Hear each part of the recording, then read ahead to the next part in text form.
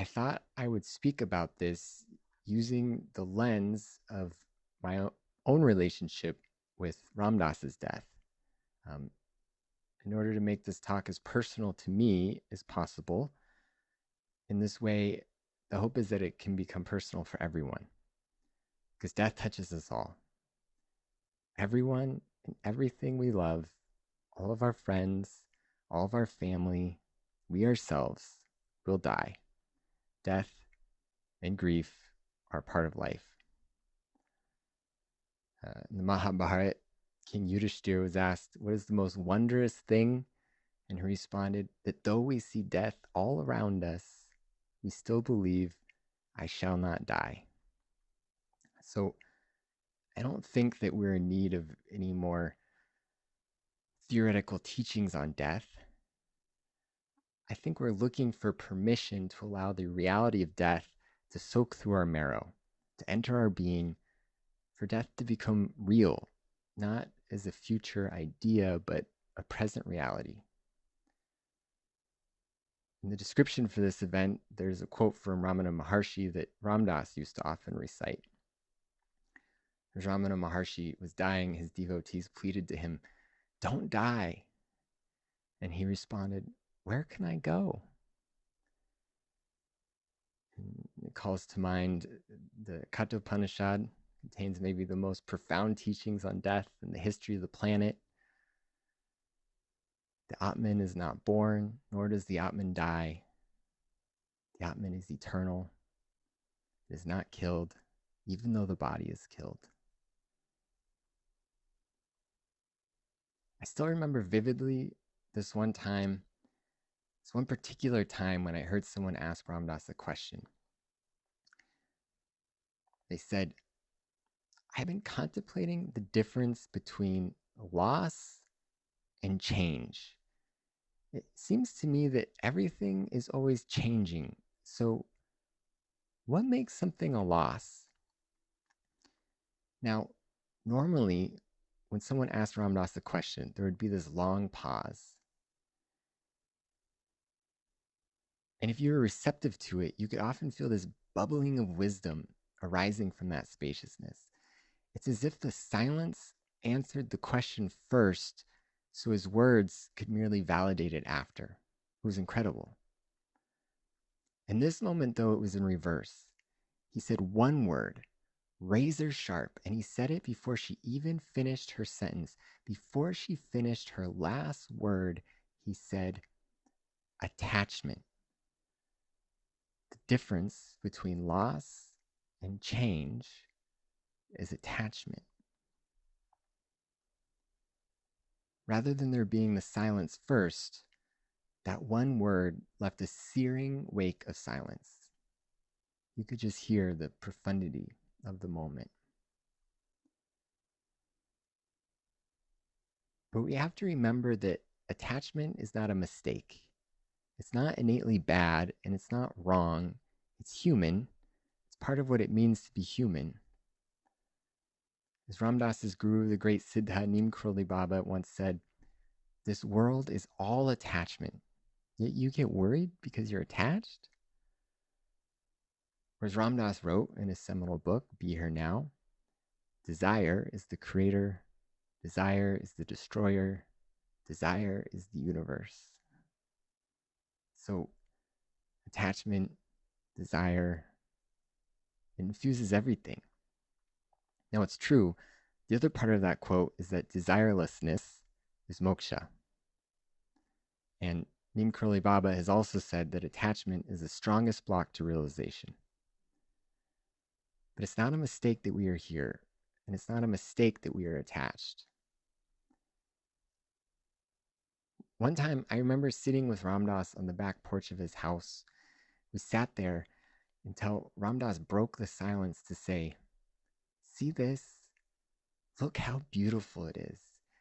And then he took his hand and he caressed the horizon as if he was painting each tree and cloud with the brushstroke of his fingers. He was talking about all of it. Ram Dass taught, in line with the Sanatana Dharma and all the great wisdom teachings, that God is the entire animate and inanimate universe. That means that God is here in this moment with all of our attachments. See how beautiful it is? An attachment isn't something that we can just rip away anyway. It's something that falls away through practice and through grace. There are countless people throughout the world that feel closer to Ram Dass now, even more than when he was alive. This is true, and the truth is I'm one of those people. I actually feel closer to him now than when I lived with him. And I've spoken to people who live across the globe who never met him in the physical body, who feel the same. It's as if the death of his body created this permission slip that allowed the veils of the heart to lift. And then we could form as intimate of a relationship with him as our hearts desired. But here's the thing, the loss is real too. For many of the people that I know that had the closest relationships with him, where their daily lives were intimately intertwined, yes, they feel the continued connection, but they also feel the loss. And yes, it's attachment, but attachment is normal, okay, and human. It's not something that can be pushed away. And some forms of attachment are manifestations of love. This means that the loss and the grief that go with it are manifestations of love. The pain we feel in a loved one's absence is a testament to that love. It brings to mind the story of Narada, right? After his mother died by a snake bite and he lives as a sadhu, dedicating himself to God, and Sri Hari revealed himself within Narada's heart, and he had a moment of experiencing true darshan. And Sri Hari told him that this darshan was being granted for a very specific purpose. And Hari informed him that he was going to then hide from Narada, and that Narada was not going to see him again in that lifetime. And Sri Hari told Narada that the purpose of this was in order to inspire longing. That was the purpose. Or what about the gopis, those gurus of devotion who danced with Krishna under the moonlight of the Vrindavan forest? Each gopi having their own Krishna right before them. Their gaze, their love so intense, they were completely unaware that there were other gopis with other Krishnas only feet away. And then suddenly Krishna disappears and they completely lose their minds and longing. They start talking to the rocks and the trees and where's Krishna? Have you seen Krishna? Right? Mad with love. That longing intensified their love, which of course, that intensification of that love is what prepared them for Krishna's full darshan. Now, I know that these examples are about a specific type of longing. They're about longing towards God. It's not about human grief. However, I'm also reminded of another quote from Neem Karoli Baba. A couple asked him, as their guru, will our love for each other interfere with our love for you? And he replied, if love is pure, it interferes with nothing. So the pain we feel in the loved one's absence is a testament to love. Grief is not just an emotion. It rocks our entire body, mind, and sense of self. Grief can be a massive, earth-shattering change that can erupt through our being. So practicing detachment, being unattached in grief, means allowing that change. It means allowing grief, allowing our hearts to break.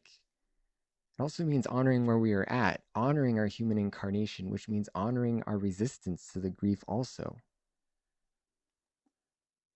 It's sometimes said that we engage in different tasks of mourning in our grief. One of those tasks is to find an enduring connection to the person who has died. Because if we're reflecting on their memories or looking at their pictures, saying their name, the love that we are experiencing for them, we feel that in this present moment, right? As Ramana Maharshi said, where can I go? Another one of those tasks is to accept the reality of death and to feel the pain of loss. Yes, they're really dead. We can't reach out and hold their hand, and it hurts, and that's okay. That pain is also a perfect manifestation of the moment. That pain is love's message to us. That pain, like the entire animate and inanimate universe, is a manifestation of God. It's awful and it sucks and it's holy and sacred and divine. And as Ram Dass said, beautiful. Because if the difference between loss and change is attachment, and if life is always changing, then that means I want to allow all of it, including grief. I don't want to push away grief. I want to honor it as a holy part of life, as beautiful. So, as I see it, our job is to hold both the realities of death and eternity. Because what I want is a heart so open it can dance between agony and bliss from one inhale to the next, where God is found not despite our humanity, but within the very depths of our fragile human hearts. Yeah. Thank you.